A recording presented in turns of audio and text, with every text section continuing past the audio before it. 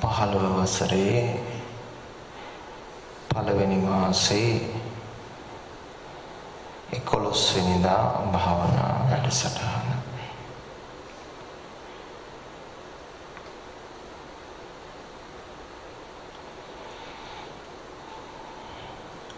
නිවන් දකින්නේ කොහොමද? ධර්මය දකින්නේ කොහොමද? කියන ප්‍රශ්නාර්ථය සිත් තුළ තබාගෙන ධර්ම ශ්‍රවණය කරන, භාවනා කරන, දහම් පොතපත පරිශීලනය කරන පිරිසක්.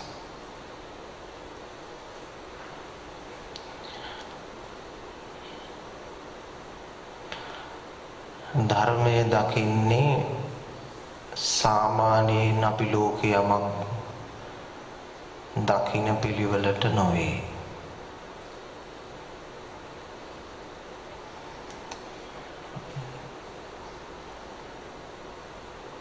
එතනින් යමක් විමර්ශනය කරලා තේරුම් ගන්න ඕන.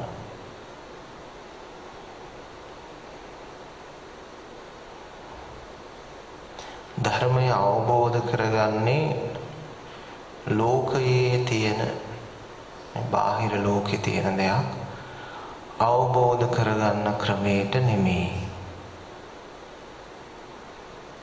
එතනනුත් යමක් විමර්ශනය කරලා ගන්න ඕන.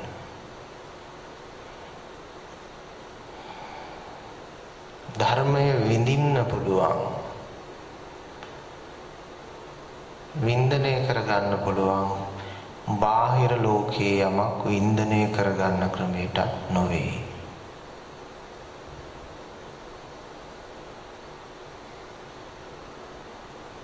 එතනනොත් ඔබ යමක් ඉගෙන ගන්න ඕන. ඒ ධර්ම කරුණ තුළ තියෙන රසය විඳින්න ඕන. ශබ්ද රසය නෙමෙයි, ධර්ම රසය කියන්නේ ඒ කරුණු ගලපා මනාව ප්‍රත්‍යක්ෂ කරගන්න විට, අවබෝධ කරගන්න විට හිතට දැනෙන සුවය. විමසුන් බුද්ධියකින් බණ අහන්න. සිත නිහඬ කරගෙන බණ අහලා වැඩකුත් නැහැ. එකඟ කරගෙන බණ අහලා වැඩකුත් නැහැ. ඇහෙන්න දීලා ඔහි අහගෙන ඉඳලා වැඩකුත් නැහැ. විමසුන් බුද්ධියෙන් ධර්මයේ ශ්‍රවණය කරන්න ඕන. යම් කරුණක් කියවහම ඒ කරුණේ කෙලවරට තමන්ට වේගින් ගමන් කිරීමේ හැකියාව තියෙනවා.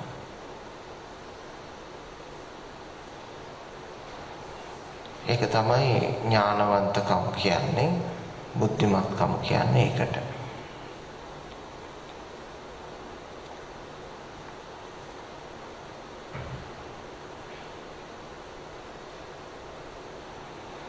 ඔබට තියෙන්නේ ධර්මය තේරෙනවද නැද්ද කියන කාරණේ නෙමෙයි විමර්ශනය කරන්න.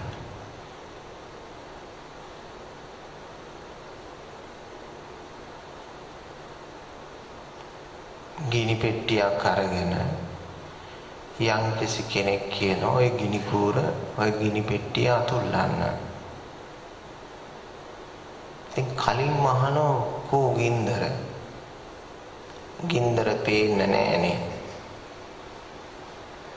ගින්දර පේන්නේ නැති බව ඇත්ත. නමුත් ඔබ ඔය ගිනි පෙට්ටියේ ගිනි කූර ස්පර්ශ කරන්න. ඊට පස්සේ අපිට නොපෙනෙන ගින්දරක් මතුවෙනවා. ඒ වගේම ධර්මය තමා තුළ මතුවෙන තුරුම දකින්න බෑ. පෙර දකින්න බෑ.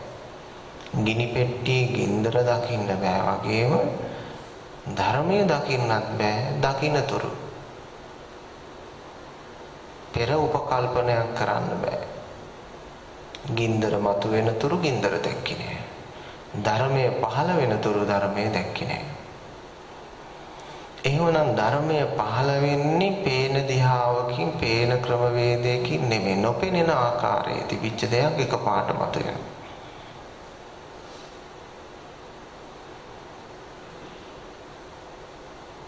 ඔබට කරන්න තියෙන්නේ ධර්මයෙන් අවබෝධ කර ගැනීමට උපකාරක පිණිස ඒ කියන ධර්ම කරුණු ගස්ඨණය කරන්න. අර ගිනි පෙට්ටියේ ගිනි කූරක් ගස්ඨණය කරනවා වගේම ගලපා බලන්න. එහෙම ගලපා බලනකොට ඔබ තුල ධර්මයේ පහළ වෙන විදියට තමයි අපි කරුණු ප්‍රකාශනය කරන්නේ.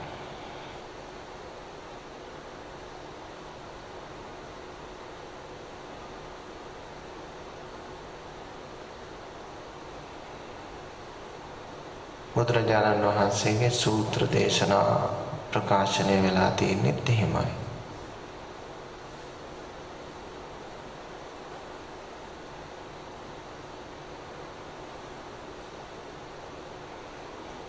එහෙමනම් Tamanට මනසින් ගිලිහෙන්න බැරි වෙලා තියෙන්නේ ඇයි? උපාදානය නිසා. අත් නොහැරම අල්ලාගෙන සිටින නිසා. මොනවද අල්ලගන්නේ? ලෝභ, ද්වේෂ, මෝහ. කොහොමද අල්ලගන්නේ? චේතනාවෙන්. චේතනාහම් භික්ඛවේ කම්මං වදාමි. චේතනාවෙන් අල්ලාගෙන සිටින්නේ. චේතෝ විමුක්ති. කිසි දෙයක් චේතනාවකට ගොනු කරන්නේ නැති අවස්ථාව. චේතෝ විමුක්තියටපත් වෙලා කිසි දෙයක් ලෝභ, ද්වේෂ, මෝහ වශයෙන් ග්‍රහණය කරන්නේ නැහැ. චේතනා කර්ම හදන්නේ නැහැ.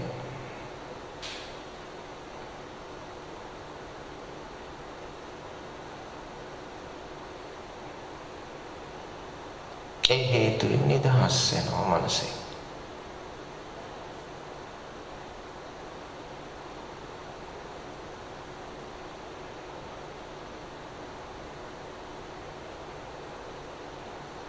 මේක මානසික නිදහසක්, අධ්‍යාත්මික නිදහසක්, බාහිර පැවැත්මක් නොවේ. දර්ශන නිදහසක්. ඒකට කියන දෘෂ්ටි විසුද්ධිය. චේතනාවෙන් නිදහස් වීමක්, චේතෝ විමුක්තිය. එහෙම නැත්නම් ඉන්ද්‍රිය දමනයක්, ඉන්ද්‍රිය විෂය ඉක්මවීමක්. ඉගෙන ගන්න නෙමෙයි, වෙනස් වෙන්නයි ඔබට තියෙන්නේ. මේ ඉගෙන ගන්න එපා, වෙනස් වෙන්න. මේ කරුණු වලට අනුව වෙනස් වෙන්න.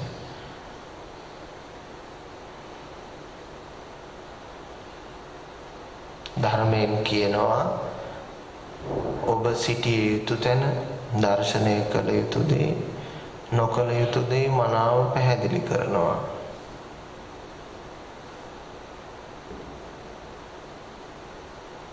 ඒ කරුණු කාරණා මනාව තේරුම් අරගෙන Tamanට හැකියාවක් තියෙන්න ඕන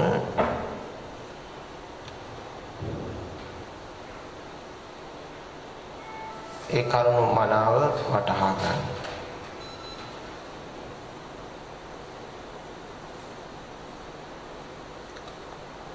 ඒක ඉහෙලින්ම අවබෝධ කරගත්ත අය ඉන්නෝ, සුළුවෙන් අවබෝධ කරගත්ත අය ඉන්නෝ, අවබෝධ කරගනිමින් ඉන්න අය ඉන්නෝ.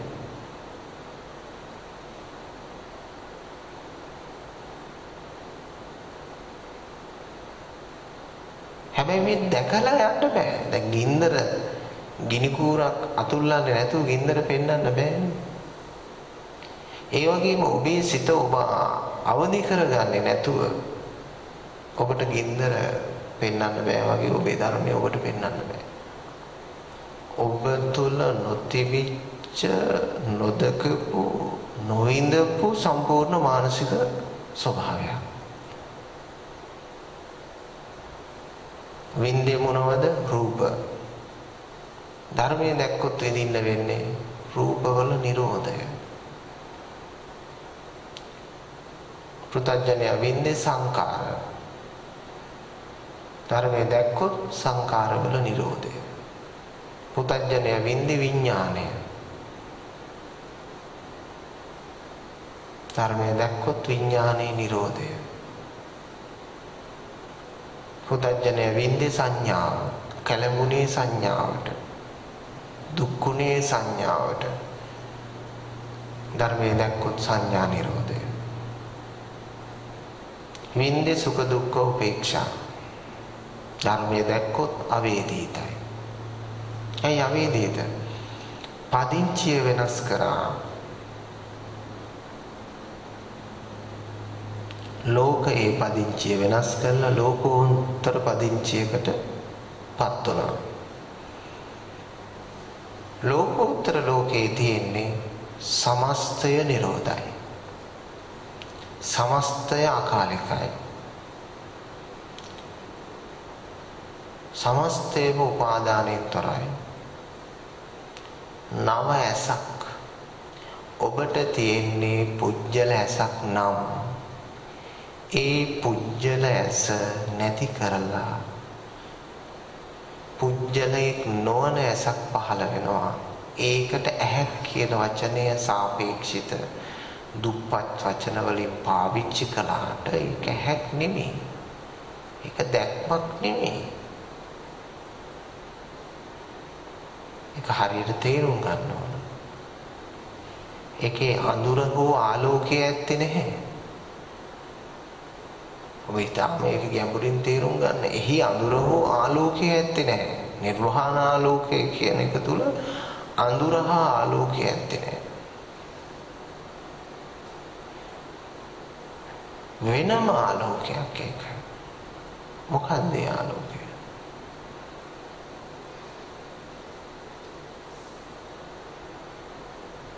ඕකනම් කාමී ලෝකේ මිනිස්සුන්ට තේරෙන්නේ. ඔව් මේ ලෝකේ මිනිස්සුන්ට මේක තේරෙන්නේ. මේ ලෝකය අත්හරින කෙනෙකුට මේක තේරෙනවා.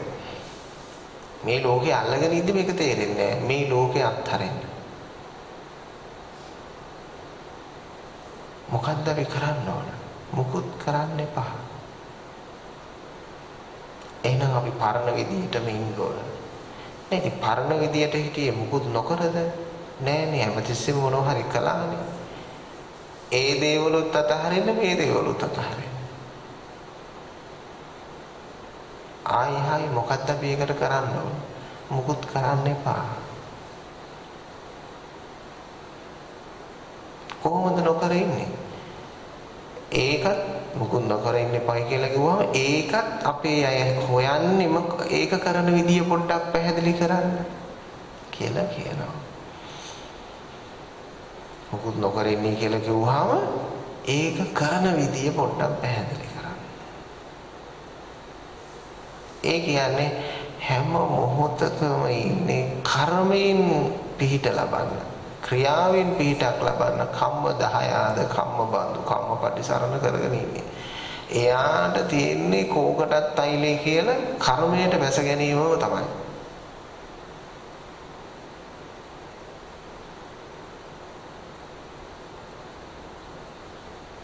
කර්මයට වැස ගන්න එපා. එහෙනම් මුකුත් නොහිත ඉන්න ඕන. කර්මයට වැස ගන්න එපා. මම ඔබට ක්‍රියාවක් නම් දෙන්නේම නැත. ක්‍රියාවක් අපිට කියන්න බෑ මේ ක්‍රියාව තුලින් ඔබ සැනසීමටපත් වෙනවයි කියලා. කම්ම නිරෝධාය සංවත්තති. කර්මයෙන් නිදහස් වීම තුල සැනසීම ලැබෙනවා මිස කර්මයට වැස ගැනීමෙන් නිදහසක් ලබන්නට බෑ.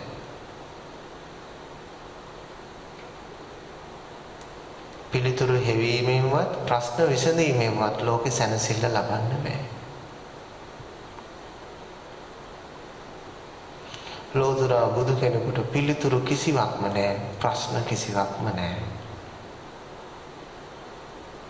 ඒ නිසා උන්වහන්සේට රජමාලිගය, දුගී පැල්පත, ගහක් යට, රන් මිනිමුතු අමුණා ඇති පුටුවකුත්, පාරේ පාදික වේදිකාවත් ගල් තලාවත් මේ ඔක්කොම වෙනසක් නෑ. වෙනසක් නෑ කියන්නේ එක සමානයි කියන එක නෙමෙයි. මොනම ආකාරයකින්වත් සුභ හෝ අසුභ වශයෙන් ඒව ගන්නෙ නෑ. උන්වහන්සේ වලාකුලක්සේ ගලා යනවා. ජලයක්සේ ගලා යනවා. මහ පොළොවසේ වාසය කරනවා. අහසසේ වාසය කරනවා. ඒ මහ පොළොවසේ වාසය කරන් බලන්න මහ පොළොවේ පිරිසුදු අපිරිසුදු හැමදේම දානවා. මිනිස්සු උදළු වලින් කොටනවා. මහ පොළොව එහෙමයි. මහ පොළොවේ රන් මිනි මුතු මැණික් තියෙනවා. මහ පොළොව මෙහෙමයි. ජලය ගලාගෙන යනවා ගම් නියම් ගම් ඔක්කොම පහු කරගෙන විවිධ මිනිස්සුන්ගේ කුණු සෝදගෙන කුණු කාණු යලවල් ඔක්කොම දාගෙන ගලාගෙන යනවා. ඒ පිළිබඳව කම්පාවක් නෑ. සුභ හෝ අසුභ වශයෙන් ගන්න.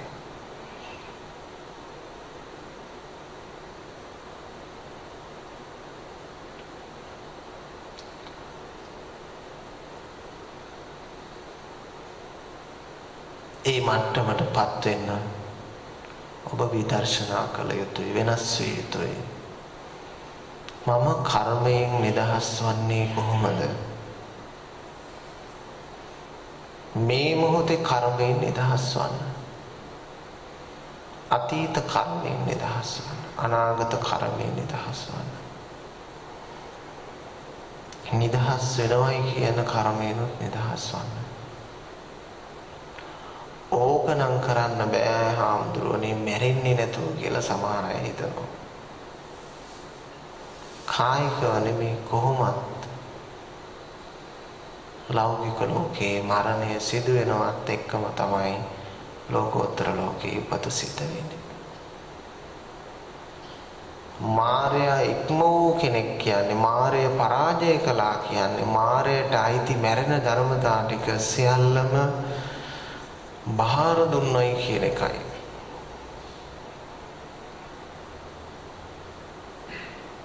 එතකොට මැරුණා. මාරයට සියල්ල බාහිර දුන්නා නම් මල.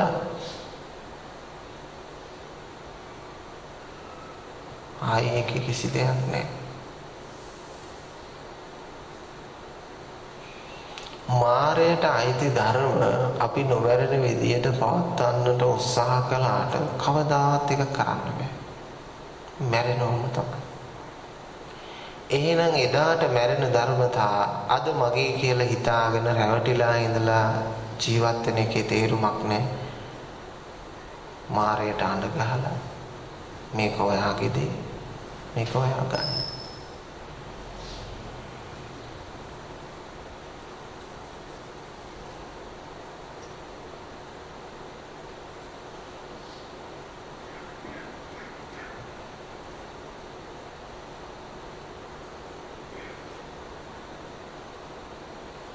මාරයාගේ දේවල් හොරකම් කරගෙන ඉන්න එපා.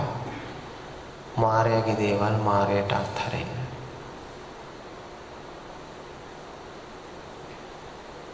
සියලුම අයිතීන් තිබෙන්නේ සම්මුතිය තුල පමණයි, පරමාර්ථයක් නැත. ඒ නිසා සම්මුතිය පරමාර්ථයක් කියලා හිතාගෙන නොසිටිය යුතුයි.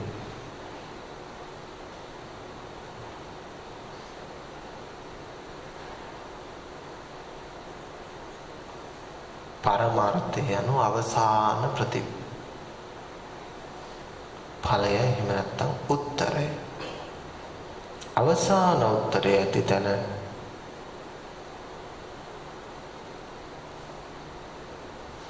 අය කිසිවක් නැහැ.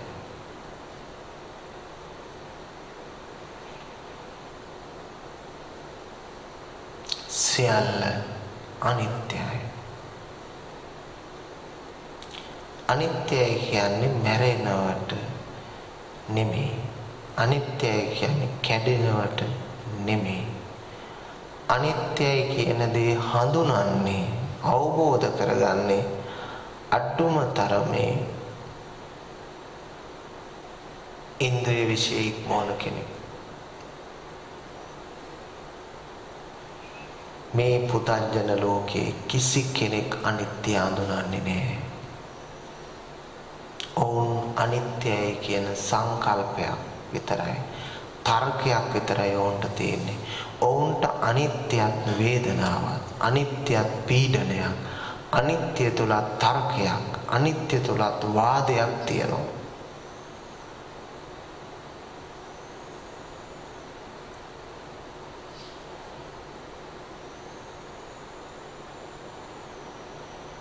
අනිත්‍ය තුල පිහිටි කෙනාට අනිත්‍ය පිළිබඳව වාදයක් නැහැ. හේතුව අනිත්‍යවත් නිට්ටය කරගෙන නැහැ.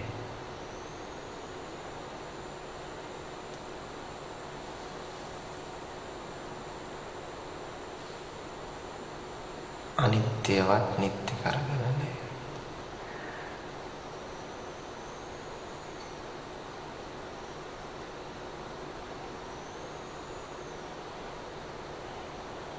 අනිත්‍ය නිට්ටය කරගත්තොත් මොකද කරන්නේ? ඒ අය කියනවා අනිත්‍යයි කියන්නේ අපි කැඩෙනවා, බිඳෙනවා, මැරෙනවා.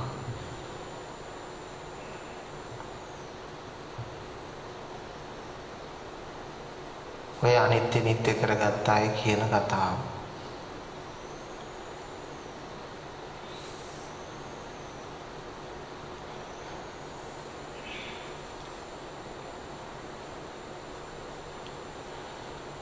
ඒකට ධර්මයවත් නිට්ටය නෑ. මේ කියන වචනත් නිට්ටය නෑ. මේවත් අනිත්‍යයි. ඒ කියන්නේ නිට්ටය කරගන්න එපා. ඔබ මේ ධර්මයේ භාවිතා කරන්න ඕන. ඔබේ නිවසේ වාදින සෝදන්න ඔබ පාවිච්චි කරන්නේ මොනවා හරි පිරිසුදු කාරකයක්. පිරිසුදු කාරකයක් දාන්නේ කුණු බුරුල් වෙන්නේ. දෙලිකුණු ආදී යන්නයි. ඒකෙන් පිරිසුදු කාරකය ඔබේ වාජන ඉතුරු කර ගන්නවද? නෑ. පිරිසුදු කාරකයත් එක්කම ඔබ සෝදා හරිනවා. ඒ වගේම මේ ධර්මය ඔබ විසුද්ධිය පිණිස පිරිසුදු කාරකයක් හැටියට භාවිතා කරන්න ඔබේ සිත පිරිසුදු වීමත් එක්කම මේ පිරිසුදු කාරකයත් සෝදා දාන්න. පාපිස්සක්සේ ධර්මයේ භාවිතා කරන්න. ඔබේ කකුල් දෙක පාපිස්සේ හොඳට අතුල්ලලා පිරිසුදු කරනවා. පාපිස්ස හරයි යන්නේ නෑ. කොස්සක් හැටියට ධර්මයේ භාවිතා කරන්න. කොස්සෙන් තමන්ගේ නිවස පිරිසුදු කරගන්නවා. කොස්ස කර තියාගෙන යන්නේ නෑ. ඔරුවක් ලෙස ධර්මයේ භාවිතා කරන්න. ගඟෙන් එගොඩ වීම පිණිස භාවිතා කරනවා. ඒක ඊතර නතර කරලා යනවා. වාහනයක්සේ භාවිතා කරන්න. වාහනේ ගමන ගියා. ඊතර නතර කළා. තමන් ගොඩ වෙලා අයින් වෙලා ගමන් කළා.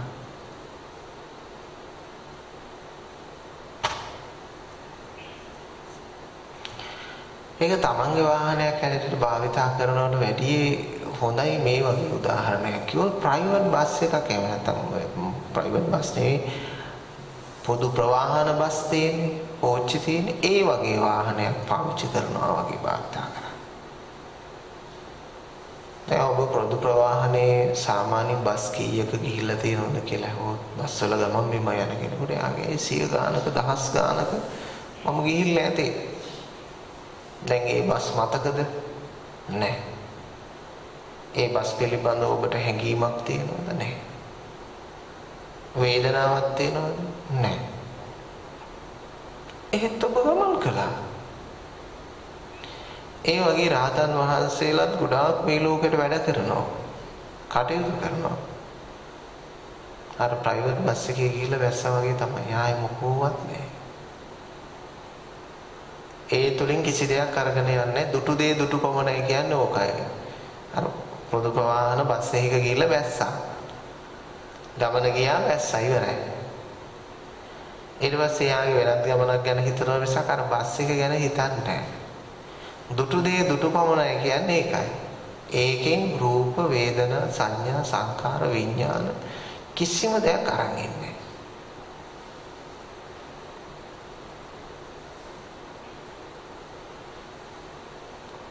ඒක කාටවත් කරන්න බෑ ධර්මයේ දුටුවොත් පමණ. ධර්මයේ දුටුවොත් පමණක් කෙනෙකුට තේරුම් ගන්න පුළුවන් කාරණයක් මිසක් එහෙම නැතුව තේරෙන කාරණයක් නෙවෙයි.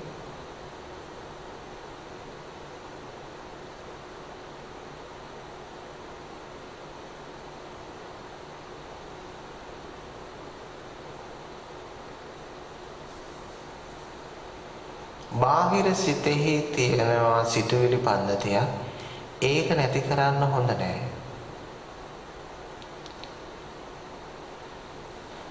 ඒක බාහිර කටයුතු සඳහා උපකාරක වෙන ක්‍රියාවලියක්. දැන් කෙනෙක් හුස්ම නතර කළොත්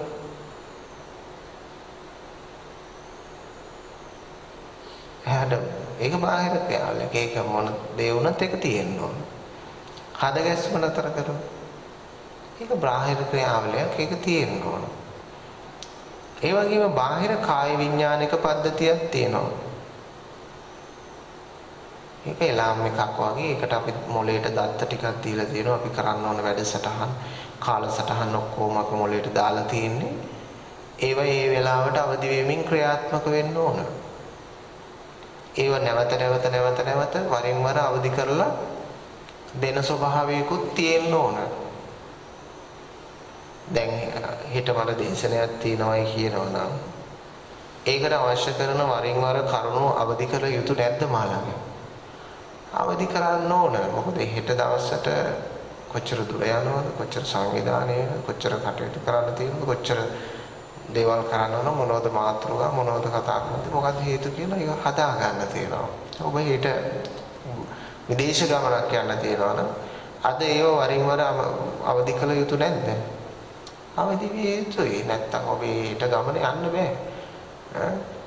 ඒකට අවශ්‍ය කරන බඩු බාහිර ආදී එහෙම නැත්තම් ටිකට් වීසා ඔය ඔක්කොම හදා ගන්න ඕනේ. ඒකට අවශ්‍ය කරන දේ අවදි වෙන්න ඕන. ඒ අවදි වීම අවස්ථාවදී වෙලාවල් වලදී ඒක සංවිධානය වෙනවා. දැන් ඌව બ્લોක් කරලා ඉන්න බෑ. නතර කරලා ඉන්න බෑ.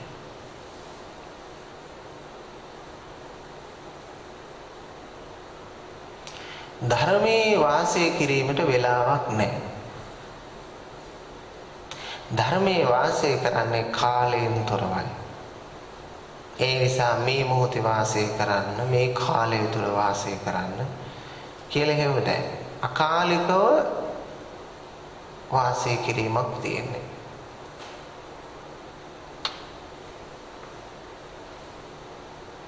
අකාලිකව වාසය කිරීම.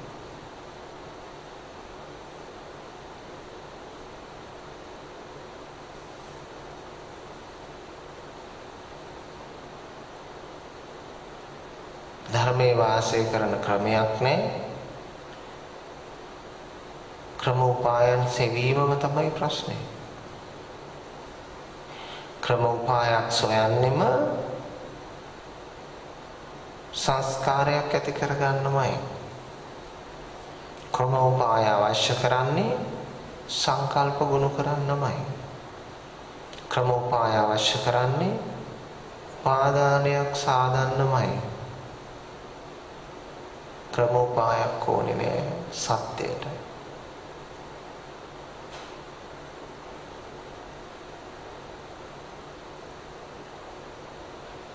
හදලා කියන්න ඕන බොරුවක්.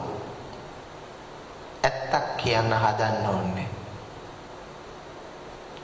ඔබට ක්‍රමෝපායක් ඕන නම් ඒ අවිද්‍යාවක් හදන්නමයි. සත්‍යයට ක්‍රමෝපායක් අවශ්‍ය නැහැ.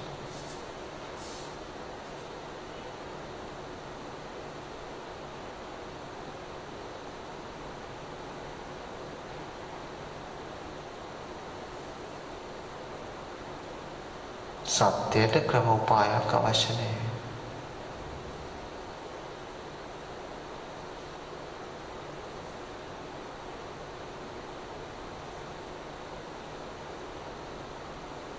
කිසිදු ක්‍රමෝපායක් සත්‍යයට අවශ්‍ය නැහැ.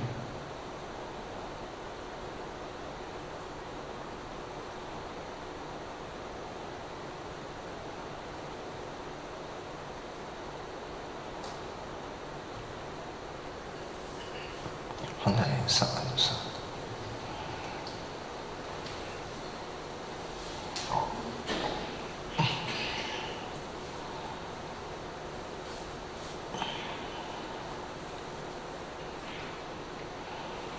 හයියෙන් කහින්න බලන්න හැමෝම. කැස තියන අය විතරයි අනිත් අය කහින්න. නැත්තම් ඉතින් ඔබ හිර කරගෙන ඉන්න. හරි දැන් උගුරකට හොඳට පාදලා ඉවර කරන්න. වතුර බීලා. හරි.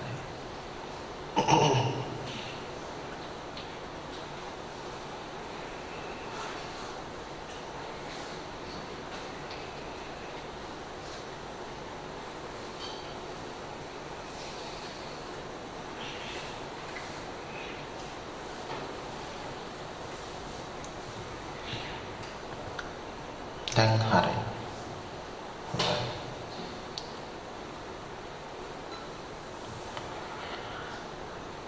ලෝකේ යම් දේවල් සොයන පිරිස ඉන්නවා. නමුත් මේ අපේ භාවනා වැඩසටහන් වලට ඇවිල්ලා ධර්මය අහලා ලෝකේ කවුරුත් කල්පනා කරන්නේ නැති හොයන්නේ නැති දෙයක් හොයන පිරිසක් බවට පත් වෙනවා. එහෙම නැත්නම් 아무තු ප්‍රශ්නයක් අහන අය බවටත් පත් වෙනවා. ඒ තමයි හාමුදුරුවනේ කොහොමද මොකවත් නොකර ඉන්නේ කියන කාර්ය. නොකර සිටින්නේ කෙසේද? ලෝකේ 아무තුම දෙයක් හොයන පිරිසක් බවට පත් වෙනවා. නොකර සිටින්නේ කෙසේද? ඒකට ක්‍රමයක් නැහැ.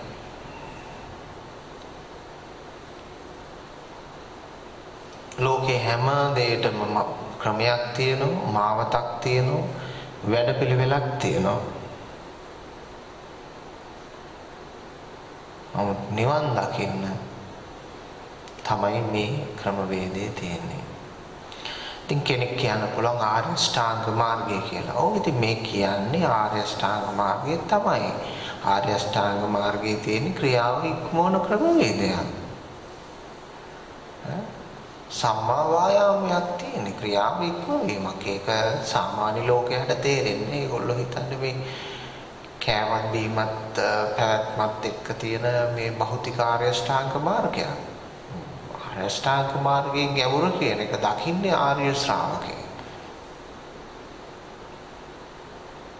භෞතික ලෝකයේ යහපත් විදිහට ජීවත් වීමත් ඉතා මැනවි. හැබැයි එහි තුල නිවන් දකින්නට බෑ.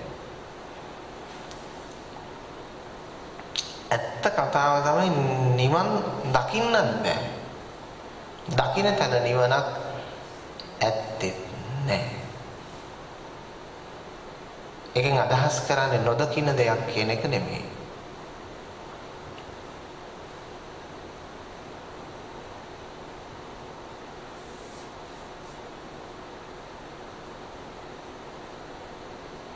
මේවා 아무තු වචන බවට පත් වෙන්නේ අවබෝධයෙන් දර්ශනයෙන් කියන නිසා. ඔබේ මනසට කිසිම ගැටලුවක් හටගන්නේ නැහැ. ඔබ ඉගෙන ගත්ත විදියටම මම ප්‍රකාශනය කරනවා නම්, දේශනය කරනවා නම් ඔබට ගැටලුවක් වෙන්නේ. එතකොට මොකද කරන්නේ? අර හූ නොනෙමේ කටුස්සු වගේ ඔළුව වනවනදී. ඒ කියන්නේ තමන්ගේ බුද්ධියට සාපේක්ෂිත කරුණක් ලැබුණාම එන්නේ ඒක හරිය කියනවා. නම් ලෝකෝත්තර දර්ශනයට පත්වෙච්ච කෙනෙක් වුණත් ඒ ලෝකෝත්තර කාරණයකට අනුගතව කරුණක් කිව්වහම ඔළුව වරන්න පුළුවන්. ඒක වෙනම කතාවක්. ඒක ලෝකෝත්තර දර්ශනයට ගැලපෙන නිසා. නමුත් සාමාන්‍ය ලෝකයේ අය ඔළුව වරන්නේ ඒගොල්ලන්ගේ බුද්ධියට සමාන වූ දෙයක් ලැබුණා. දැන් ඔළුව වරන දේ තමයි අපි ඔක්කොම මැරෙනවා නේද කියලා කිව්වහම එහෙමයි අපි ඔක්කොම මැරෙනවා.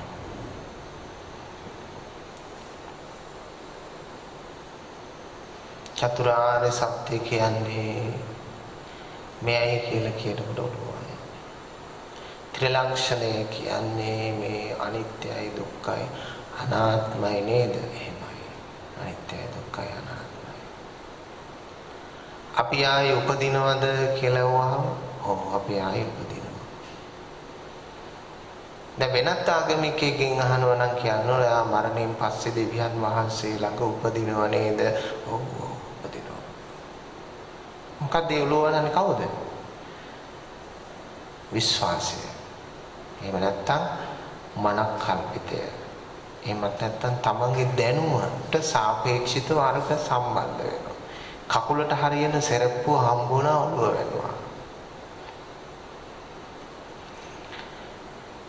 පුජ්‍යලේ දිනා ගන්න නම් කරන්න තියෙන එකම දේ තමයි එයා තුල ඉන්න එයා ග්‍රහණය කරලා ඉන්න සංකල්පය අපි වර්ණනා කරන්න ඕන. අගය කරන්න ඕන. නෙවරදී කියන්න ඕන. ඉතින් ඕනම මිනිහෙක් තමන් ශ්‍රේෂ්ඨ කෙනෙක්, තමන් හොඳ කෙනෙක්, තමන් ලස්සන කෙනෙක් කියලා තමයි හිතාගෙන ඉන්නේ. හැම කෙනෙක් ළඟටම ගිහිල්ලා අපිට කියන්න පුළුවන් නම් ඔබ හරි ලස්සනයි, ඔබ හරි ශ්‍රේෂ්ඨයි, ඔබ උත්තරීතරයි, ඔබ විශිෂ්ටයි කියලා අපිට මේ මිනිස්සුව දිනා ගන්න පුළුවන්. ඒකයි රහස.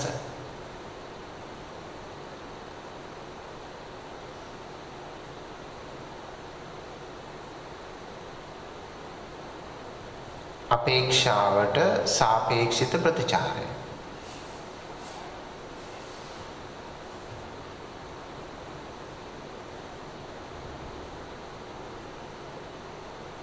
නමුත් ලෝතර බුදුරජාණන් වහන්සේ කෙනෙක්, රහතන් වහන්සේ කෙනෙක් පමණයි එසේ දිනා ගන්නට බැරි. මොකද තමා පිළිබඳව ආකල්පයක් ගොනු කළා නැහැ. ඒකයි ස්වභාවය.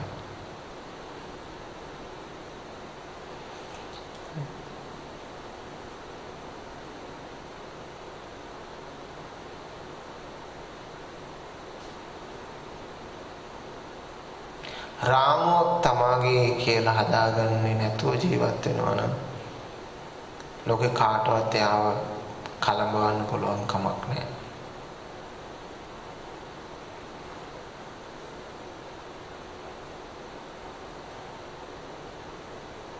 මේක ආධ්‍යාත්මික සිත. බාහිරින් අවශ්‍ය කරන විදියට මිනිස්සුත් එක්ක කටයුතු කරද්දී හරකට හරකගේ භාෂාවෙන්, අලියට අලියගේ භාෂාවෙන්, බල්ලට බල්ලගේ භාෂාවෙන්, ළමයින්ට ළමයින්ගේ භාෂාවෙන්, වැඩ කරන අයට වැඩ කරන අයගේ භාෂාවෙන්, උසස් නිලයන් දරන අයට ඒ නිලයේ භාෂාවෙන්, නෝනට නෝනගේ භාෂාවෙන්, මහත්තයට මහත්තයගේ භාෂාවෙන් කතා කරන්න පුළුවන්. නැත්නම් මේ මිනිස්සුන්ට තේරෙන්නේ නැහැ ඒක. වැඩ කරන මිනිස්සුන්ට එකපාරට මේ සර් කියලා කතා කරොත් මොකද වෙන්නේ? මේ මිනිස්සු බලන්නේ මොකද කියන්නේ?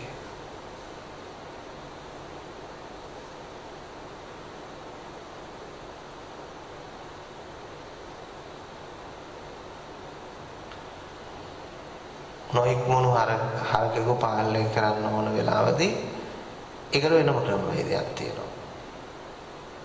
දැන් මම අපි දැකලා තියෙනවා සාමාන්‍ය පාලනය කරන්න බොහොම සෝච වචනයකින් අලියට හරකට හො හො කියන නතර කරගන්නවා. ඒ වගේම කම්මැලිව ඉන්න අලියෙක් හරකෙක් ඉක්මන් කරවීම සඳහා අයියෙන් කතා කරලා එයා ටිකක් අවදි කරන ස්වරූපයක් ඇති කරනවා. ඒකේ ආකාරයට වෙනස් වෙන්න ඕනේ. ඒක භෞතිකවාදී ක්‍රමයක්.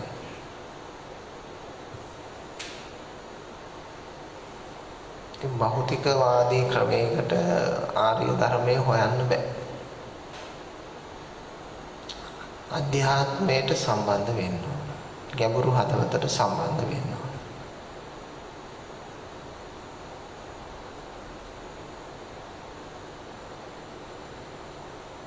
නිවන සොයන කෙනා නිතරම අරමුණු කරගත යුත්තේ නිවනමයි. නිවනට බාධා මොනවද කිය හොයා නෙමෙයි. ඔබට කැලේක ගමනක් යන්න උවමනා වුණාම ඔබ කැලේම තියෙන කටු පඳුරු ගලවන්න යන්නේ නැහැ. ඔබේ ගමම් මගේ තියෙන පඳුරක් විතරක් ඉවත් කරගෙන යන්නේ.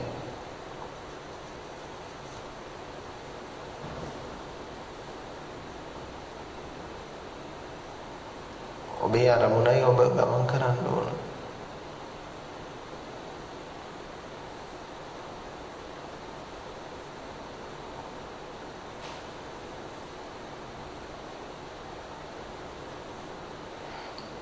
නිර්වාණය සොයා යන්න. නිර්වාණය anu කවරක්ද?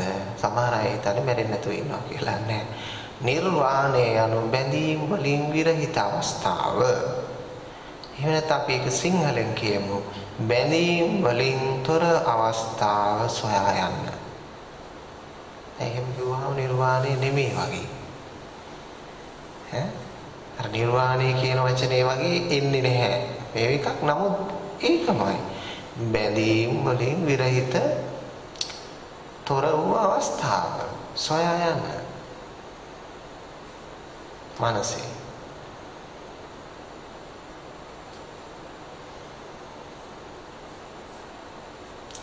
එකට ආයෙ යන්න පුළුවන් කෙනෙක් මොකද්ද අපි කරන්න ඕන? මුකුත් කරන්න ඕනේ.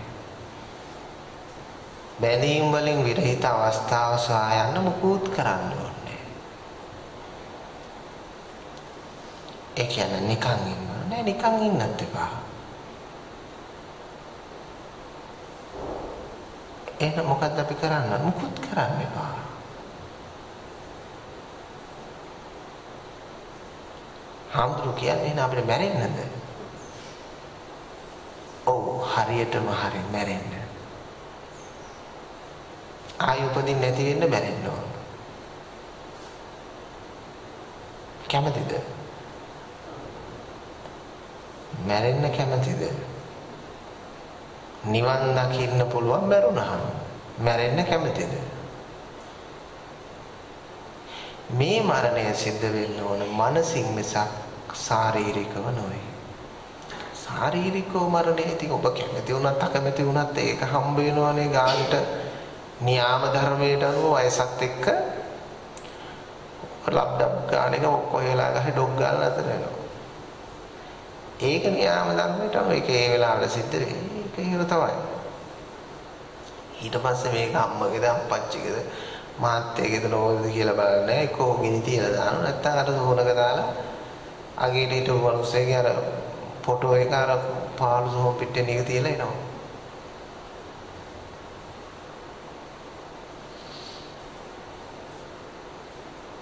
ඒක ශාරීරික වැඩි. ශාරීරිකව කෙනෙකුට මරෙන්න වේගයක් හට ගන්න ඇති කර ගන්න පුළුවන්. එහෙත් එවැනි කෙනෙකුට බෑ මානසිකව මැරෙන්න වේගයක් හට ගන්න ඇති කරන්න.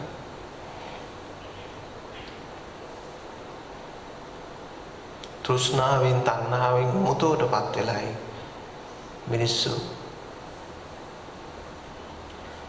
බෝම බැඳගෙන පණින්නේ. එහෙම නැත්නම් සියදිවි හානි කරගන්න. අපේක්ෂාව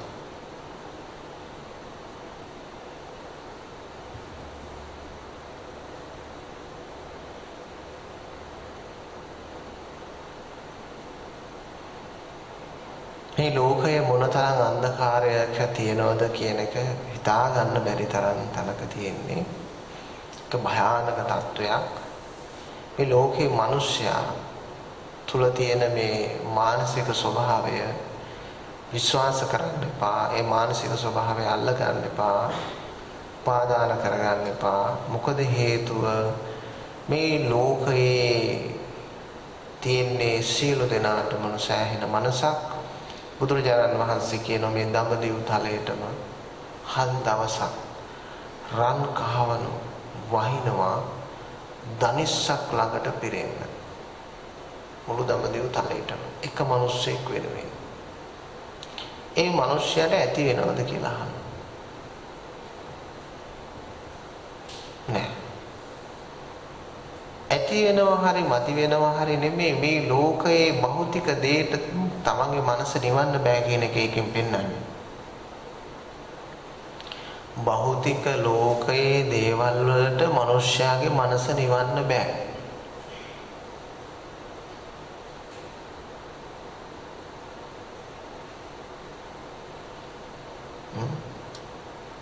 ඒකයි ස්වභාවය.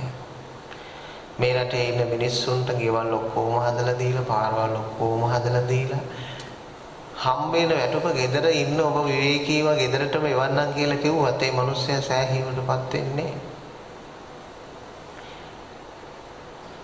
ඊළඟ පාර වෙන කෙනෙකුට ඡන්ද දෙනවා මේ මිනිස්සයා අපිව කම්මැලි කරා කියලා.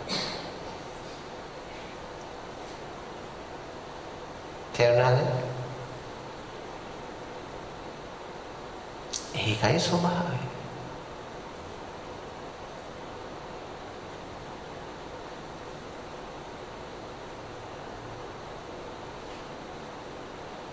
කොයි කෙනාටත් ඒකයි. රාජපක්ෂලාටත් එච්චරයි, මෛත්‍රීලටත් ඔච්චරයි. කාටත් සිද්ධ වෙන්නේ අවසානයේ හොරා ගෑවා කියලා දුපී කියලා එළවනවා. අනගාരിക ධර්මපාලතුමාගෙන් අයවැය ලේඛනෙල්ලුවා ගුවහම අයවැය වාර්තාව ඉල්ලනවා අනගාരിക ධර්මපාලතුමාගේ මේ ලංකාවේ මිනිස්සු. මොකද අනගාരിക පාලතුමා හොරා ගෑවා කියලා හිතලා. දැන් මගෙන් විතරයි කවුරුත් ඉල්ලලා නැත්තේ අයවැය ලේඛන හරිය. ඉල්ලන්න එන්නකෝ බලන්නවත් දෙන්න අයවැය ලේඛන. මේ ඒක නිසා ඒකයි මේ පුතජන ලෝකේ හැටි.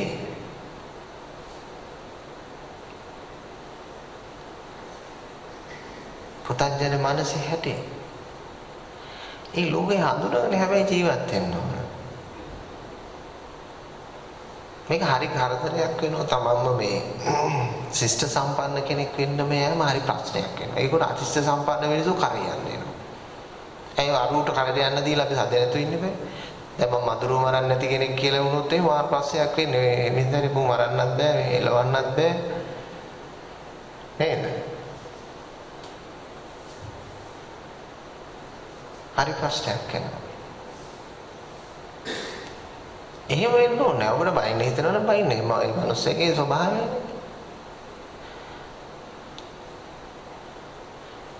ඒක මොහොතේ ප්‍රශ්නයක්. නැත්තම් බාරණක් වෙන්නේ අපි තමයි ඔක්කොම ගුණ බාල්දි උහුලගෙන ඉන්න ඕනේ. ඒ මිනිස්සුන්ට ඔක්කොම ගුණ දාලා යන්න පුළුවන්. එහෙම බෑ. තමන්ගේ ගුණ තමන් අරන් යන්න ඕනේ. ඒක භෞතිකවත් එහෙම අධ්‍යාත්මිකවත් එහෙම ගමනක් ගියාම තමන්ගේ ගුණ ටික තමන්ගේ වාහනේ හරි තමන්ගේ බෑග් එකේ හරි ටොපි කොලේ පවා දා ගන්න ඕනේ. ඒක දාන්න එපා එළියට. ඒක හානියක්. එහෙම නැත්නම් ඒක වටපිටාව තමයි ගෙදර දොරේ තියෙන ඒක පුච්ච ගන්නවා. ඒ වගේම අනිත් අයගේ මානසිකත්වයේ දේත් එහෙමයි. එහෙම අනුගේ කුරු අපි දා ගන්න ඕනේ. තමන්ගේ මනසේ තමයි නිදහස් කරගන්න ඕනේ.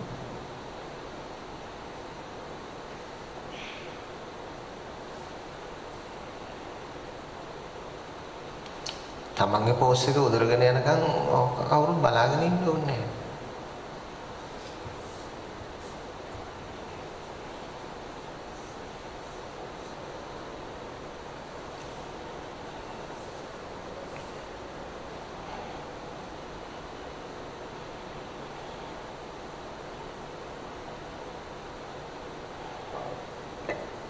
ඒ නිසා ලෝතර බුදු කෙනෙක් එහෙම සීමාවන් තුල හිටියේ නෑ.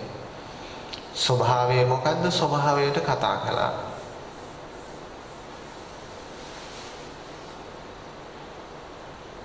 ඒකයි වැදගත්. ඒකෙන් සමහර අය උරණ වුණා, සමහර අය තරහ වුණා, සමහර අය කැමති වුණා, සමහර අය වැරදි හදාගත්තා. සමහර අය ඒව හදාගත්තේ නෑ. බලන්නකෝ බුද්ධ කාලීන ඉතිහාසයේ අවුරුදු 45ක සිද්ධ වෙච්ච දේවල් ප්‍රමාණය පොඩි පහේ කාරණා ටිකක්ද වෙලා තියෙන්නේ. ශාලා අභියෝග ටික. මහා පරිමාණය.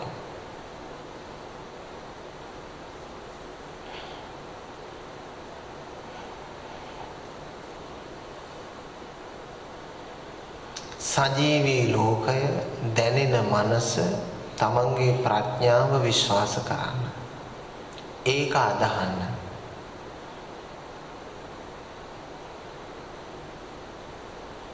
අජීවී ලෝකයේ වැඩි විශ්වාස කරන්න යන්න එපා. අජීවී ලෝකය කියලා කියන්නේ මේ තමන්ට පේන්නේ නැති අදෘශ්‍යමාන ලෝකයකට අපි කියමු අදෘශ්‍යමාන ලෝකේ වැඩි විශ්වාස කරන්න යන්න එපා. දැක්ක නේද සදාකාලික රජෙක් වෙන්න හිතාගෙන අර හුණ්ඩුවක් කරකව හිටියාතේ එක රජ කෙනෙක්. මාත් කිව්වා ඔය හුණ්ඩුව පොඩි විනයක් කියලා. කවුරු හරි අන්දලා දීපු අර හුණ්ඩුව නිසා යට ඔක්කොම නැති වුණා. සමහරවිට වෙන්නත් ඇති. ඔය දැක්කනේ නේ වරතේ රත්ත කරකව ඉන්න හුණ්ඩුවක් තියෙන කෙනෙක්. ඒ හුණ්ඩුව නිසාම තමයි වෙන්නේ නැති සමහරලාට ඒ වර්ෂ විනාශ. මම ඈතින් බලද්දි මට පේනවා මම කතා කරලා කිව්වා මේ හුණ්ඩුව පොඩි විනයක් කියලා. කොඩි විනය අතටම දුන්නා. මේක සර් ඊටම ශ්‍රේෂ්ඨ දෙයක් කියලා. සදාකාලික රජයේ ඉන්න පුළුවන්. ජයග්‍රහණේ ඉන්න පුළුවන් මේ හුණ්ඩුව තියාගන්න. ඒ නිසා එහෙම එක එක වැඩියේ අදෘශ්‍යමාන දේවල් පස්සේ යන්න හොඳ නැහැ. නැකක් පස්සේ යන්න හොඳ නැහැ. සාමාන්‍ය විදියට යහපත් දෙයක් කළාට කවන්නේ ඔය පූජා වට්ටියක් මල් වට්ටියක් තිබ්බට වැඩි ඒවයි පස්සේ යන්න එපා. මේ කෙලෙස් සහිත හැන්දෑවට අඩිය ගහන කපුවෙකුට පුළුවන්ද අපිට ආශිර්වාද කරන්න? ඈ එහෙම ආශිර්වාදයක් තියෙනනේ ඒ කපුවට පුළුවන් වෙන්න බැරි. සෑහෙන ප්‍රගතියක් ජීවිතේ ලැබලා තියෙන්නේ. ඒ මිනිස්සෙටවත් පිහිට නොවන දෙයියන්. තමන්ගේ මේ දේවාලේ අතු ගන්න පහම් පත්තු කරන උදේ හවස ඒ මිනිස්සයටවත් පිහිට නොවන දෙයියා මේ අපිට පූජා වට්ටියට පිහිට වේද? විචාරශීලී බුද්ධියක් තියෙන්න බෑ.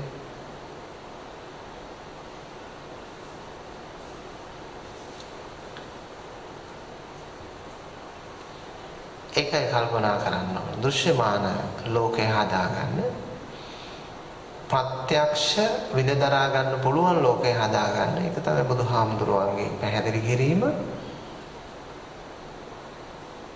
පච්චත්තම් වේදිතබ්බෝ විඤ්ඤු. මේක ප්‍රත්‍යක්ෂ කරගෙන දැනගන්න පුළුවන් දෙයක්.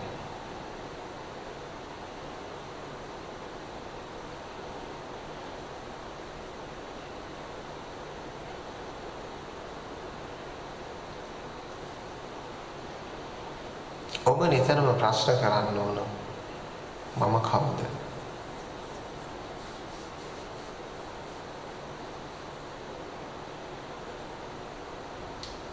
මොකක්ද ඒ උත්තරේ? මමෙක් නෑ. මමෙක් නෑ කියන එක ප්‍රත්‍යක්ෂ කරගන්න. එහෙම නැත්නම් මමෙක් නෑ කියන තැනටම ඔබ ඒ අධ්‍යාත්මය ඔබ ගෙන යන්න. විශ්වාස කරන්න නෙමෙයි මමෙක් නෑ කියලා ප්‍රත්‍යක්ෂ කරගන්නවා.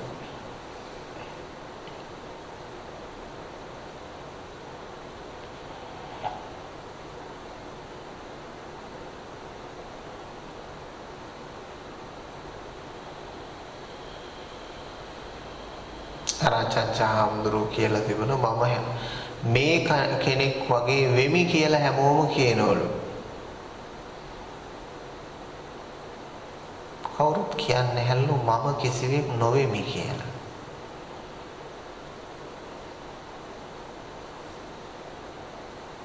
ඔබ නිවන් දකින්න යන කෙනෙක් නම්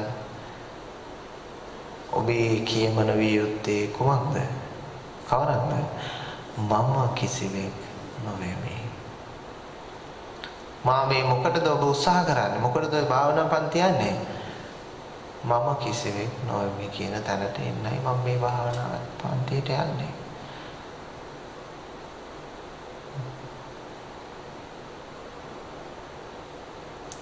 ඔබ ධර්මයේ ශ්‍රවණය කරන්නේ මොකටද? මම කිසිවෙක් නොවෙමි. මෙන්නයි මේ භාවනා ධර්ම ශ්‍රවණය කරන්නේ. කිසිවෙක් වෙන්න නෙමෙයි. කිසිවෙක්ම නොවේ.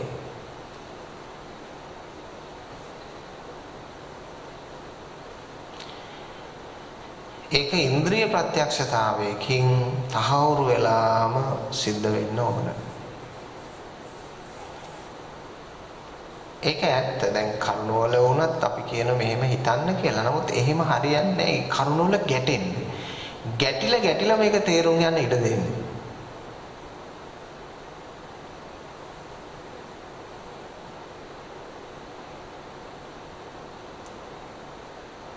ඔන්න එක ළමයෙක් හිටියා. එයාට පීනන්න බෑ. නමුත් අර ගඟ කැලක දොලක දැනගත්තාම කොච්චර හරි පනින්නයි මේක නාන්නයි ලෑස්ති වෙනවා. දන්නෝ මෙයාට මේ පීනන්න බෑ මෙයා බොහෝ ඉක්මනින් ගිලෙනවා කියලා. දවසක් කෑ ගහනකොට මොකද කරේ එක්කෙනෙක් හිටපගෙන කලල විසි කරා අර අඟට.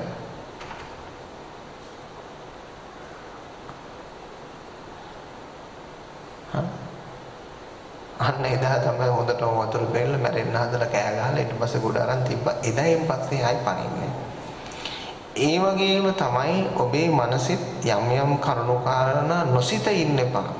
ප්‍රත්‍යක්ෂ කරලා බලන්න. ඒකයි වැදගත්. බුදුරජාණන් වහන්සේත් ඒ උදාහරණ දක්වලා තිනවා. අපිත් ඒක දක්වන්න ඕන. කුතුහලයක් තියෙනවා නම් ඒක මගහරව ගන්න පුළුවන් ප්‍රත්‍යක්ෂ කරලා. කුඩා කාලේ පාරේ යනකොට දකින්න යමක් වැඩි වෙන්න තියෙනවා. ඉතින් නිකන් හිතුණා ඒක අස්සේ මෙතන මිනිස්සෙක් හිටියද කියලා. ඉතින් ගෙදරට ගිහිල්ලා නැවත ටෝච් එකක් අරන් ගිහිල්ලා බැලුවා එතන මිනිස්සෙක් ඉන්නවද කියලා. නෑ බලනකොට කෙහෙල් පාරන්නලක් ඒ විදිහට තියෙනවා.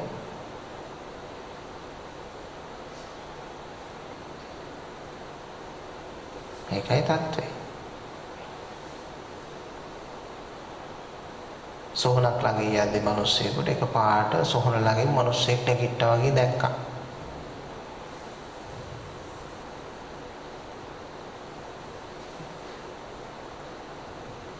බලනකොට එකපාරට බය වුණා. බය වෙනකොට එයා දුවනකොට ඒ පස්සේ අර හොල්මනක් දුවගෙන ආවා. මෙයා දුවන වේගෙටම ඒකත් දුවගෙන ආවා. මොකද්ද මේ වෙලා තියෙන්නේ? තමන්ගේ ගෙදර ඉන්න හරකා එතන läගලා ඉඳලා තමන්ගේ හාමුදුරුවෝ පුතා එනවයි කියලා ඉව දැක්කා. නැගිට්ටා. නැගිටිනකොට එතන තිබුණු මල් වඩමක් අඟේ පැටළුණා.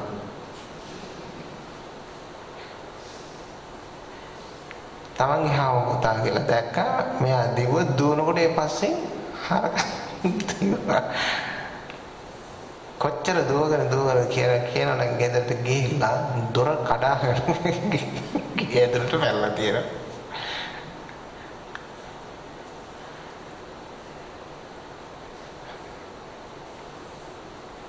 ඊට පස්සේ එතන බීම පැදුරක් කෙලාගෙන හිටපු අම්මගේ උඩට එකපාරට දොර කඩාගෙන වැටියෝ හේතුවෙන් පුතාට ගඩින් තොইলයක් අම්මට නටන්න සිද්ධ වුණා. මොකද මේක වහන්න දාගෙන හිටු මිනිස්සෙක් ඇඟට දොරක් කඩාගෙන වැටුනේ කියලා.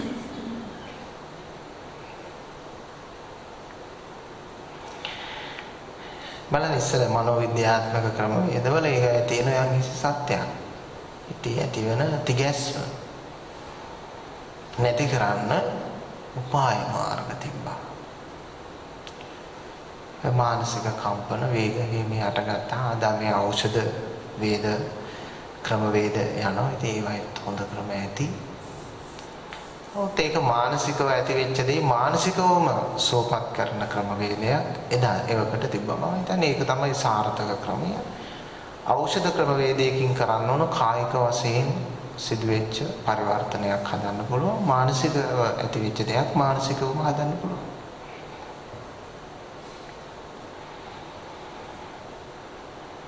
මේ සංසාරය කියලා කියන එක හදන්න නිවන් දකින්න කවදාවත් බෙහෙත් හදන්න බෑ. නිර්වාණ ටැබ්ලට්ස් හදන්න බෑ. එන්නත් හදන්න බෑ. ඒක ගහගත්තාම නිවන් දකින්නවා කියන්න බෑ. ඒකට හේතුව මේක මානසිකව සිද්ධ වෙච්ච තත්ත්වයක්. ඒක මානසිකවම මෙහෙවල තමයි මේ ශක්තිය බලන්න. මානසික ශක්තියක් තමයි ඔබ කම්පණයටපත් කරවන්නේ. කෙනෙක් තුළ මානසික ශක්තියක් ගොනු කරන්න පුළුවන්. ද්වේෂය කියන ශක්තිය ගොනු කරන්න පුළුවන්. දේශපාලන පක්ෂයක් කෙනෙක් බලන තව පක්ෂයක් ද්වේෂය ගොනු කරන හැටි.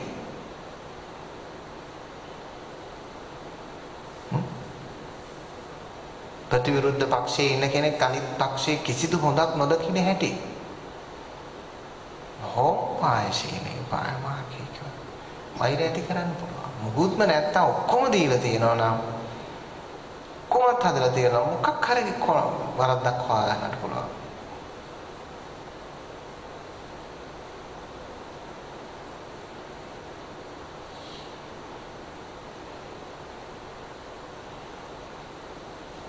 ඒකයි ස්වභාවය.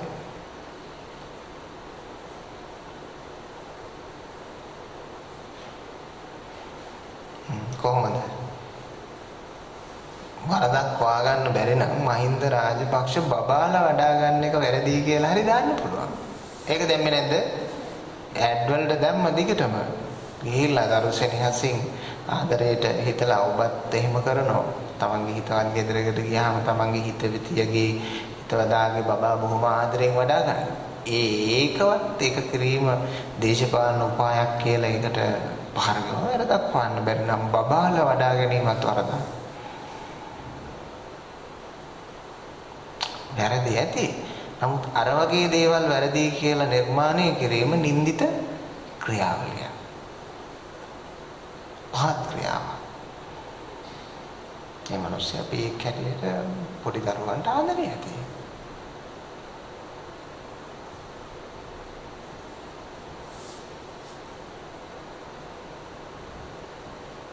ඒකයි ස්වභාවය.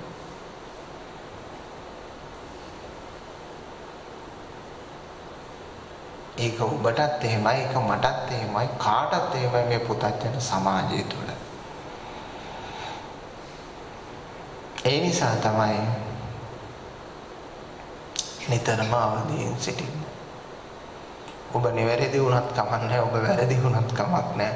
ඔබ නිතරම ජීවත් වෙන්නේ හරි හා වැරදි මිනිසුන් නැති ලෝකේ. ඒ වගේම මිනිසුන් හරි හා වැරදි වලට බොහෝම ඉක්මනින් පරිවර්තන වෙන ලෝකයේ ජීවත් වන්න. තමන් හරි නිසා ලෝකේ ඔක්කොම හරි කියලා හිතන්නත් එපා. තමන් වැරදි නිසා ලෝකේ ඔක්කොම වැරදි කියලා හිතන්නත් එපා.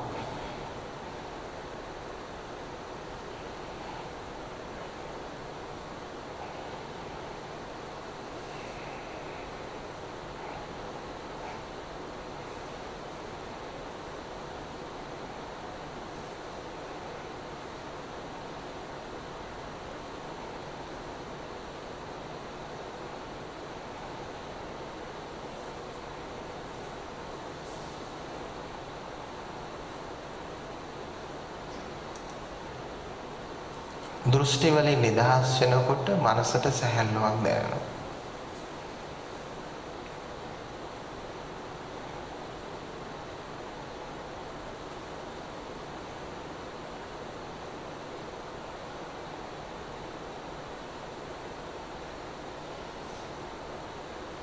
අතහැරීම සුවදායි, සපදායි.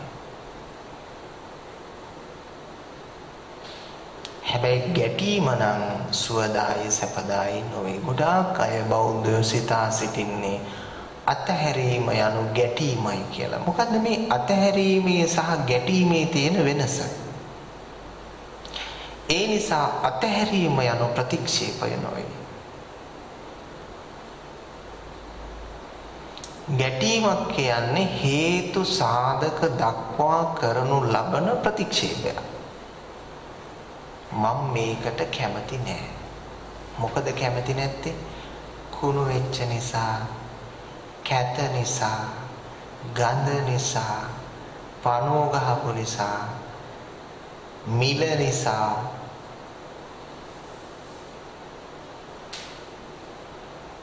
ඔනෝක දේවල් නිසා මිනිස්සුන්ට කැමති නෑ. අම ගෙඩියක් ගත්තාම නේ මේක කුණු වෙනවා, මේක පණුව වෙනවා. මේක ඒ නිසා කැමති නෑ. මල් පොකුරක් ගන්න ගියාම මේක ලස්සන නෑ, මේක ඒ නිසා, මේක හැදේ නෑ, ඒ නිසා මම කැමති නෑ. හේතු සාධක දක්වා ප්‍රතික්ෂේප කිරීමක් ඕනම එකක් ගැටීමක්.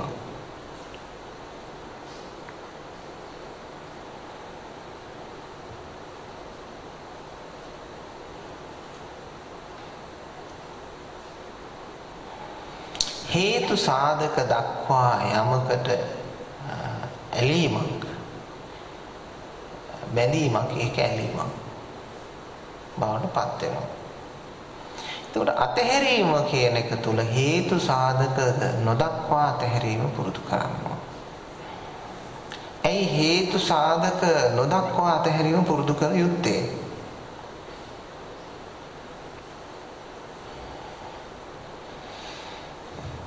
එවිටයි මනස නිදහස් වෙන්නේ, අශේෂ විරාග නිරෝධ තත්වයකට මනසපත් වන්නේ.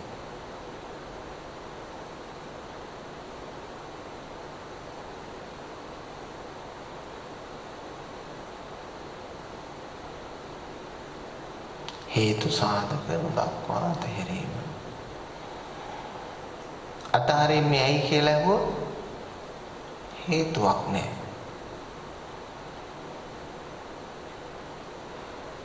කෙනෙක් අහනවා මේ පන්සලේ ඉඳලා මෙතනින් යනකොට බොහෝම මන්සන්දි ගෙවල් ගොඩ නැගිලි අපි පහු කරගෙන යනවා. කෙනෙක් අහනවා ඔබ ඇයි මේ ගොඩ නැගිලි පහු කරගෙන යන්නේ කියලා. එයා කල්පනා කරනවා නේ ප්‍රශ්නයක් නෑ මම ඒක පහු කරගෙන ගියා. නෑ මොකද ඒ පහු කරගෙන එතන ගියේ? නෑ මොකද ප්‍රශ්නයක් නෑ ඒකනේ පාර ඒක නිසා අපි ගෙතන ගියා.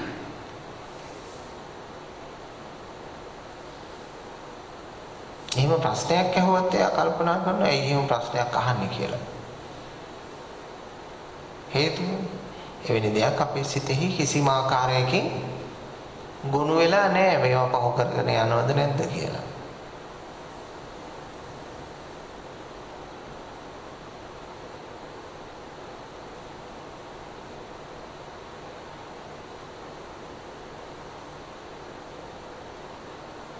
ඒකයි ස්වභාවය.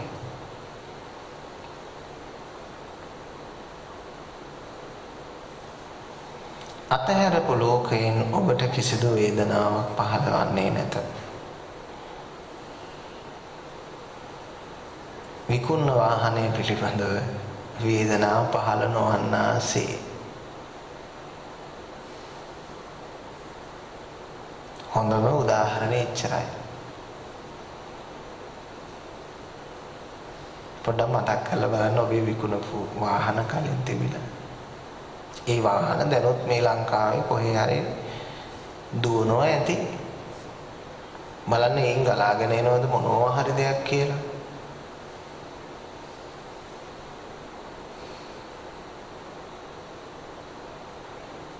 කිසි දෙයක් නැහැ. කිසිම සංඥාවක් නැහැ. කිසිම වේදනාවක්. එතකොට වේදනාවක් නැති මතකයක් නම මතකයක් තියෙනවා. එහෙම එකක් තිබ්බා අපි දීලා තියෙනවා එච්චරයි. මොනවා හරි ගැටලුවක් තියෙනවද? කිසිම ගැටලුවක් නැහැ. කිසි වේදනාවක් බයක් සැකක් මොනවා ඒව මොකුත් නැහැ. අපිට අදාළ නැහැ.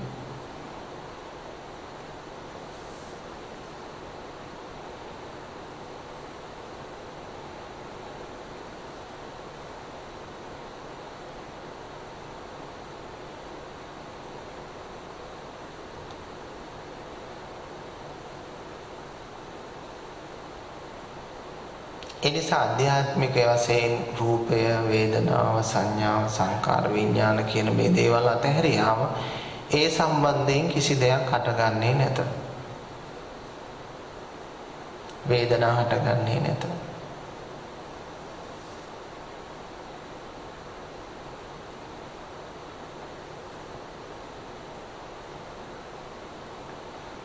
සියල්ල අතහරිනවත් සමගම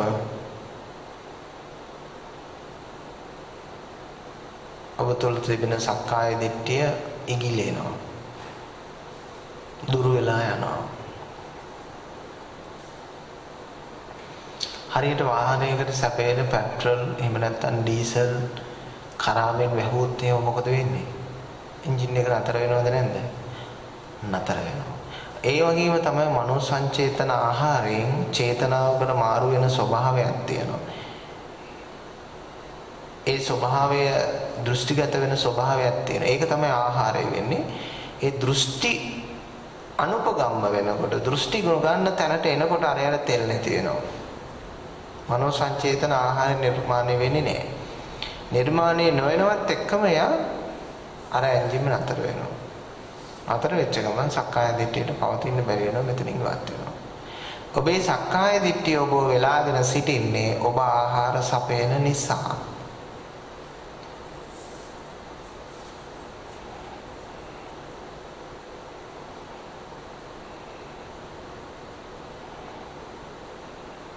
ඒකයි ස්වභාවය. දැන් අපි එළිය ආහාර දැම්මම ඒකට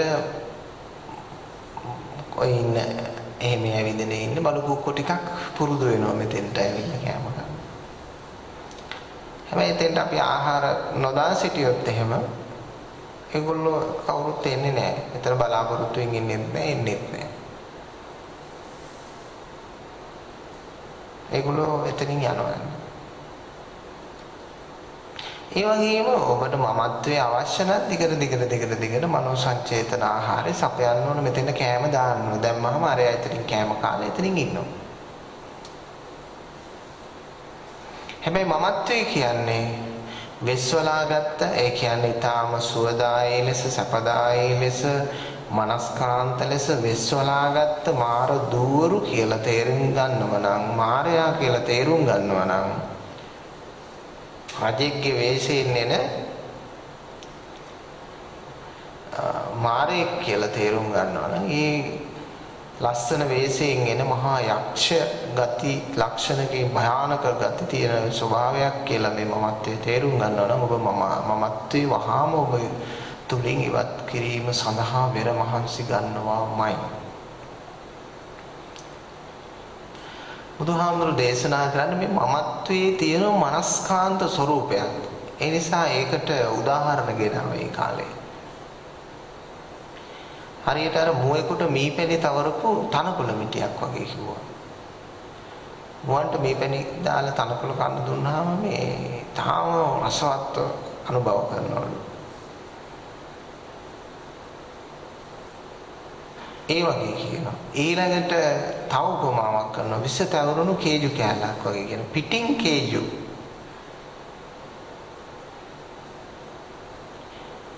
ඇතුලින් විස. ඒ වගේ මමත්වය පිටින් බැලුවම ෂෝක් නෙමෙයි. මම කියලා හිතනක මම මේ තත්ත්වේ මම මෙහෙම කෙනෙක්. මම තමයි මෙහෙම කරේ. මම තමයි මෙහෙමයි කියලා හිතනකොට අපි හිතනවා හරි ෂෝක්. දැන් මහින්ද රාජපක්ෂයන් හිතුවේ මොකද්ද? ඔව් ඉතින් මම කරා මම හැදුවා මම කට එවනා මමත් මේවා නිදහස් කරගත්තා කියලා අයියෙන් කෑ ගැහුවා. ලෝකේ කවුරුත් කැමති නැහැ වැඩි මම කියලා කතා කරනවට. නිකන් මම නෑ වගේ ඉන්නවනම් ආයතනයක හරි මිනිස්සු වැඩි එන්නේ කේවල් කරන්න. මම නෙමෙයි මේවා කරන්නේ ඕගොල්ලෝ තමයි කියලා ඔහොම ඉන්නවනම් අපේ චන්ද්‍රතිස්ස මැතිතුමා වගේ මොකුත් නෑ. ඒ ඔයගොල්ලෝ තමයි කරන්නේ. ඔයගොල්ලන්ට මම වෙනකොට කවුරුත් කේවල් කරනවා. අභියෝග කරනවා. මොකද හැමෝම මේ මමත්වයට කැමති නෑ. මමත්වයක් තව මමත්වයකට කැමති නෑ. ගෙදර නෝන වුණත් මමත්වයේ ගන්න කිව්වොත් එහෙම කැමති නෑ. නෝන ටිකක් ඉඩ දෙනවා නම් මහත්ය තමයි ඔයා තමයි මේවා. කරන්න කියලා එයා හරි ෂෝක් කරන සතුටුයි. මහත්යටත් පුළුවන් නම් එයා මම කියන ස්වරූපයට එන්නේ නැතුව නෝන ටිකක් ඉඳ දිලා ඔයා තමයි මේව කරන්න කියලා ඉඩ දෙනවා නම් තමන්ගේ මමත්වය තමන් ලිහිල් කරනවා නම් ඔය කේවල් කිරීම මොකුත් නෙයි.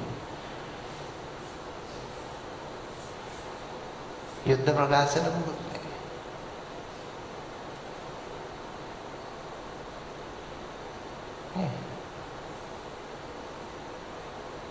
ඒකයි ස්වરૂපය.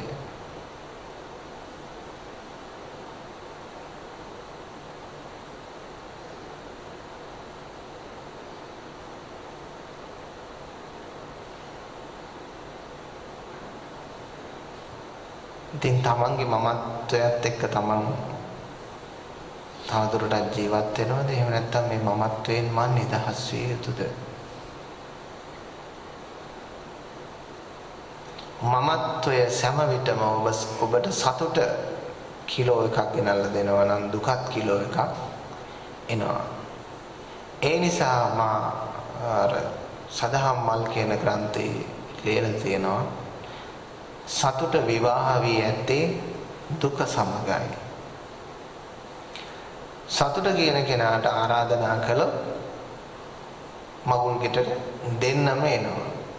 නෝනයි මාතේ දෙන්නම එනවා. කවුද? සතුට හා දුක. ඒ නිසා ඔබ දුක් කිලෝ 10ක් ලබන්න කැමති නම් සැප කිලෝ 10ක් සතුට කිලෝ 10ක් ලබන්න.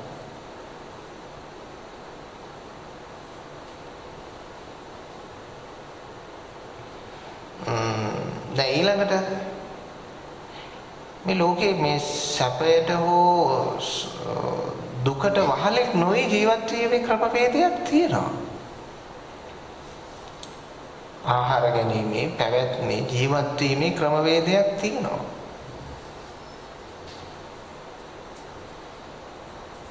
ඒ තුල දර්ශනයක් තියෙනවා. ලෝභ ද්වේෂ මෝහ වලින් තොරව දියුණු වෙන ක්‍රමවේදයක් තියෙනවා. කතා කරන ක්‍රමවේදයක් තියෙනවා. පවතින ක්‍රමවේදයක් තියෙනවා. කළමනාකරණය කරන ක්‍රමවේදයක් තියෙනවා. එකකින් අන්ධ වෙන්නේ නැහැ විට. මෝහයටපත් වෙන්නේ නැහැ. අගතිගාමී වෙන්නේ නැහැ.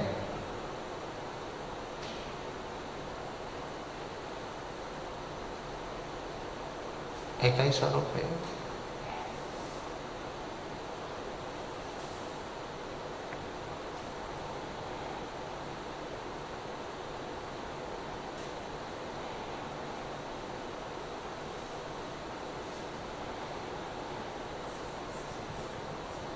ඕනම තැනක ප්‍රශ්නය කියලා කියන්නේ මමත්වය.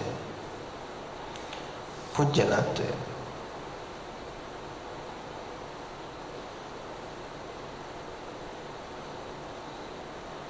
හීනම. බුදුරජාණන් වහන්සේගේත් නේද? අය දුෂ්කර ක්‍රියා 6 වසරෙන් පස්සේ බැලුවාම ජීවිතේ එක්තරා සුවදායි ලක්ෂණයක් තිබුණා. එතනින් එපිට හරිම කටුක භාවයක් තිබුණා. අපි වින්ද ඒ කිසිදු කටුක භාවයක් ඔබට ඇති නොකරන්නට පරිසරය උදා වෙලා තියෙනවා. හැබැයි ඒ තුල ඔබ මේක සැහැල්ලු කොට ගන්න එපා. සරල කොට ගන්න එපා. ඒ වුණොත් ඕගොල්ලොන්ට